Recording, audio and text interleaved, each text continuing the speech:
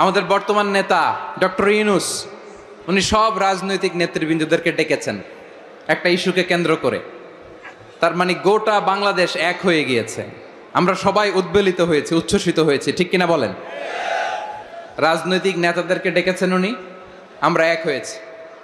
এরপর ধর্মীয় অঙ্গনের যে লিডাররা, বিভিন্ন ধর্মের, শুধু মুসলিম না, সবাইকে ডেকেছেন, আমরা ঐক্যবদ্ধ হয়েছি। এটাকে বলে ন্যাশনাল ইউনিটি, জাতীয় ঐক্য। যে কোনো ধরনের কনস্পাইরেসি, ষড়যন্ত্র, আধিপত্যবাদ মোকাবেলায় জাতীয় ঐক্যের চেয়ে মোক্ষম হাতিয়ার আর নাই। এই যে ডক্টর মোহাম্মদ ইউনূস আমাদের লিডার, উনি যে আমাদেরকে জাতীয় ঐক্যের আহ্বান জানিয়েছে, ওনার আহ্বানে আমাদের সাড়া দেওয়ার দরকার আছে না নাই? রাজনীতিবিদদের যে ডাকছে, খুশি লাগে নাই আপনার? আলেমদের ডাকছে, খুশি লাগে নাই? আলহামদুলিল্লাহ বলবেন না? আলহামদুলিল্লাহ, সবাইকে ডেকেছে, ঐক্যবদ্ধ করেছে। আমরা ঐক্যবদ্ধ থাকতে চাই, আমরা ঐক্যবদ্ধ জীবন চাই, আমরা আর কাদা ছড়াছড়ি করতে চাই না। রাজি আছেন সবাই? এখন আমরা যদি ঐক্য নষ্ট করি, আমাদের কি কি সমস্যা, কি ক্ষতি, কি কুফল? অনৈক্যের কুফল কি? কয়েকটা কুফলের কথা বলে শেষ করব। প্রিয় ভাইরা, what are the drawbacks and disadvantages of division, social and political division in the society? Disunity. আমরা যদি বিচ্ছিন্ন হই, একে অপরের যদি মারামারি করি, একজন যদি আরেকজনের কাফের ফতোয়া দেয়, আমাদের কি ক্ষতি? শুনবেন? কথা কয় না, শুনবেন? এক নাম্বার ক্ষতি হচ্ছে, আমরা যদি বিচ্ছিন্ন হই, আমাদের শক্তি কমে যাবে, আমাদের পাওয়ার আমরা হারাবো। আমাদের কি হারাবো? পাওয়ার। মনে রাখবেন, যখন আমি একা থাকি তখন আমি ব্যক্তি, যখন আমরা সবাই মিলি তখন আমরা শক্তি। এই শক্তি নিয়ে আমাদের সামনে এগিয়ে যাওয়ার দরকার আছে না নাই? তাহলে আমরা যদি বিরোধে, নিজেরা বিরোধে লিপ্ত হই, আমাদের ক্ষমতা, পাওয়ার ছুটে যাবে। আমরা এই পাওয়ার হারাতে চাই না, ঠিক কিনা বলেন? রব্বুল আলামিন ঠিক তাই বললেন। রব্বুল আলামিন বললেন, খবরদার, ওয়াতিউল্লাহ ওয়া রাসূলাহু ওয়া লা তানাযাউ ফাতাফশালু ওয়া তাযহাবা রিহুকুম ওয়াসবিরু ইন্নাল্লাহা মা'আস সাবিরিন। আল্লাহর আনুগত্য করো, নবীর আনুগত্য করো, কিন্তু খবরদার নিজেরা বিরোধে লিপ্ত হয়ো না, নিজেরা মারামারি করো না, তাহলে তোমাদের শক্তি কমায় দিবে কে? ফাতাফশালু, তোমরা সাহস হারাবা, ওয়া তাযহাবা রিহুকুম, তোমাদের শক্তি কমে যাবে, পাওয়ার কমে যাবে। তাহলে আমরা যদি নিজেরা মারামারি করি, আমরা নিজেরা যদি বিচ্ছিন্নতায় লিপ্ত হই, আমরা যদি মতানৈক্য করি, তাহলে আমাদের শক্তি কমে যাবে, ঠিক কিনা? আমরা শক্তি কমাবো। আচ্ছা, ছোট্ট একটা বাঁশের কঞ্চি যদি আপনারা দেয়, পায়ের মধ্যে ধাক্কা দিয়ে ভাঙতে পারবেন না? এরকম বাঁশের কঞ্চি যদি 20টা একসাথে জোড়া লাগায় দেয়, ভাঙতে পারবেন? কথা বুঝে নাই মনে হয়।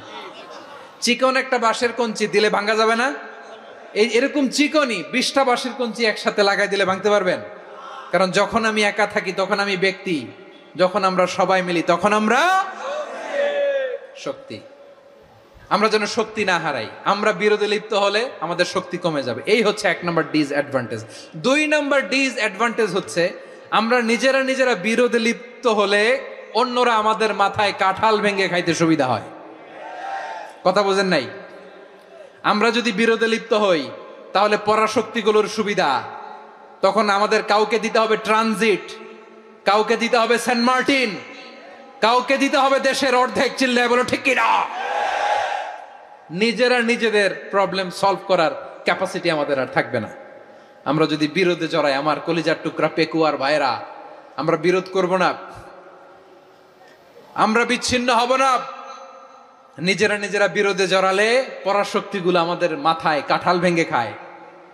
তখন ভারতের পিছনে দৌড়াতে, আমেরিকার পিছনে দৌড়াতে আমাদের জুতার তলা ক্ষয় হইয়া যাইবে। নিজেদের প্রবলেম সলভ করা যাবে না। আমরা যদি অন্যের পিছনে না দৌড়াতাম আর এই বিরোধকে থামাতে পারতাম, বাংলাদেশ আজকে যেখানে আছে তার কমপক্ষে 50 গুণ সামনে থাকতো। চিল্লায় বলেন ঠিক কিনা? তাহলে 1 নম্বর ক্ষতি হচ্ছে, আমাদের পাওয়ার লেস হয়ে যায়, আমরা দুর্বল হই যদি আমরা বিরোধ করি। 2 নম্বর হচ্ছে, পরাশক্তিগুলোর সুবিধা নেয়। 3 নম্বর হচ্ছে, আমাদের উন্নয়ন, দেশের উন্নতি, অগ্রগতি, এটা স্থবির হয়ে যায়, এটা বাধাগ্রস্ত হয়। প্রিয় ভাইরা, ইউনিটি, ঐক্য হচ্ছে একটা দেশের উন্নয়নের মূল ভিত্তি। দুইজন কইছে ঠিক। এদিকে এখন কয়েকজন কইছে ঠিক। ঐক্য হচ্ছে একটা দেশের, জাতীয় ঐক্য হচ্ছে কোন দেশের উন্নয়ন অগ্রগতির মূল ভিত্তি, ঠিক কিনা বলেন? ইউনিটি অফ এ কান্ট্রি, এটা হচ্ছে একটা সাস্টেইনেবল ডেভেলপমেন্ট, সোশ্যাল স্ট্যাবিলিটির জন্য এটা অনেক গুরুত্বপূর্ণ। এজন্য বিরোধের কোনো স্থান আমরা দিব না, আমরা ঐক্যবদ্ধ থাকবো ইনশাআল্লাহ বলেন। আর কখনো কাউরে কাফের বলে গালি দিবেন? তুই জাহান্নামী বলবেন? ঝগড়া লাগলে লাগাই দিবেন? তাহলে কি করবেন? মিলায় দিব। আওয়াজ করে বলেন কি করব? প্রিয় ভাইরা, এই বিরোধ গত 50 বছর তো আমরা দেখেছি, ধর্মীয় অঙ্গন বলেন, সামাজিক অঙ্গন বলেন, রাজনৈতিক অঙ্গন বলেন, এই বিরোধ আমাদেরকে শেষ করে দিয়েছে। এই 24-এর ছাত্র নাগরিক অভ্যুত্থানের পরেও যদি সেই বিরোধ আমাদেরকে খায়, তাহলে এতগুলো তাজা জেনজির রক্ত বৃথা যাবে। চিল্লায় বলো ঠিক কিনা? আমরা এই রক্তগুলো কি বৃথা দিতে চাই না, বৃথা যেতে দিতে চাই না। আমরা ঐক্যবদ্ধ থাকতে চাই। রাজি আছেন? আমরা আর কাদা ছড়াছড়ি করব না। অনেক হয়েছে আন্না, এবার থামুন। অনেক হয়েছে আন্না। প্রথমেই আমি এদেশের সম্মানিত আলেম সমাজকে বিনয়ের সাথে অনুরোধ করব, আসুন আমরা ঐক্যবদ্ধ হই। আজকের এই পেকুয়ার ঐতিহাসিক তাফসিরুল কোরআনের প্রোগ্রাম থেকে আমি সম্মানিত আমার মাথার তাজ ওলামাদেরকে জাতীয় ঐক্যের আহ্বান জানাই। পেকুয়ার এই ঐতিহাসিক তাফসিরুল কোরআনের প্রোগ্রাম থেকে আমি আমার সম্মানিত রাজনৈতিক ব্যক্তিবর্গদেরকে জাতীয় ঐক্যের আহ্বান জানাই। অনেক হয়েছে আন্না। আধিপত্যবাদকে রুখে দিতে হলে, বাংলাদেশের বিরুদ্ধে যে কোনো ধরনের ষড়যন্ত্রকে রুখে দিতে হলে জাতীয় ঐক্যের কোনো বিকল্প নাই। চিল্লায় বলো ঠিক কিনা?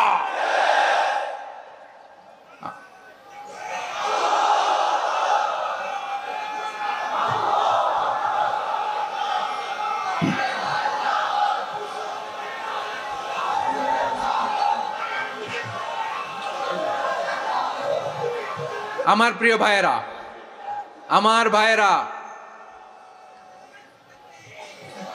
আর কাদা ছড়াছড়ি করব না ইনশাআল্লাহ বলেন। আল্লাহুম্মা ফারশাদ। আল্লাহ তুমি সাক্ষী থাকো, আল্লাহ তুমি তৌফিক দাও। আওয়াজ করে পড়েন আমিন। আর একে অন্যকে কাফির বলে গালি দিব না, ঠিক কিনা বলেন? রাজি আছেন? ধ্বংস করে দিয়েছি আমরা আমাদেরকে। আপনারা হালাকু খানের নাম শুনেছেন? মঙ্গল অধিপতি হালাকু খান বাগদাদের আমাদের বিশাল দারুল হিকমা লাইব্রেরিকে ধ্বংস করেছে। 10 লক্ষ মুসলমানদেরকে কচুকাটা করে গণহত্যা করেছে। জানেন, আমাদের সভ্যতা সূতিকাগারের কেন্দ্রবিন্দু ছিল বাগদাদ। ইরাকের বাগদাদে যেদিন সে রক্ত নিয়ে হোলি খেলা করে, রক্তের হোলি খেলা যেদিন হয়, ওই দিনও বাগদাদে বাহাস চলতেছিল। আমাদের বাহাস কি চলতেছিল? আপনাদের এলাকায় বাহাস আছে? এই প্রচলিত বাংলাদেশে যে বাহাস, এটার সাথে ইসলামের কোনো সম্পর্ক আছে? এই পর্যন্ত বাহাসের পরে পরাজয় বরণ করছে এরকম কোন দল আপনারা পাইছেন? আমি পাই নাই। প্রত্যেক দলই বাহাসের পরে সংবাদ সম্মেলন করে বলে আমরা জয়লাভ করিয়াছি, ওনারা পালাইয়া চলিয়া গিয়াছেন। আছে না নাই?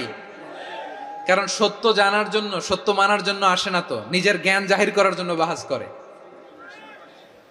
বিপক্ষ দলের আলেমকে ছোট করার জন্য বাহাস করে। এই বাহাসের স্থান ইসলামে নাই। চিল্লায় বলো ঠিক কিনা? এই সমস্ত বাহাসের দিন শেষ। ঐক্যবদ্ধ হওয়ার বাংলাদেশ। প্রিয় ভাইরা, হালাকু খান সে দারুল হিকমা লাইব্রেরি জ্বালিয়ে পুড়িয়ে এই সব দামি দামি বইগুলো, আমাদের দামি দামি ঐতিহাসিক তুরাসি ক্লাসিক বইগুলোকে দজলা নদীতে ফেলেছে। পুরা দজলা নদী কালো হয়ে গিয়েছে। 10 লক্ষ মুসলমানকে গণহত্যা চালিয়ে এই রক্তের বন্যা যখন দজলা নদীর পানিতে মিশে গিয়েছে, দজলা নদীর পানি লাল হয়ে গিয়েছে। যেই দিন বাগদাদে গণহত্যা চলে, ওই দিনও বাগদাদে বাহাস চলতেছিল। কিসের বাহাস জানেন? মেসওয়াক, ডান মারি থেকে করা সুন্নাহ, এটা আমরা জানি। এখন কি উপরের মারি না নিচের মারি? বাহাসের বিষয়। এই বাহাস করবেন আপনারা? বিশ্ব যখন এগিয়ে চলেছে, আমরা তখন বসে বিবি তালাকের ফতুয়া খুঁজেছি কোরআন হাদিস চষে। তালাক ইসলামের অনেক গুরুত্বপূর্ণ অনুষঙ্গ। তালাক কোরআনের একটা সূরা। কিভাবে তালাক হবে না হবে আমাদের ফোকাহায়ে একরাম, আমাদের আকাবেররা সব বলে গিয়েছেন, সব জানা। আপনি হয় এটা মানবেন নয় ওইটা নিয়ে বাহাসের দরকার নাই, ওইটা নিয়ে মারামারির স্থান ইসলামে নাই। আওয়াজ করে বলেন ঠিক কিনা?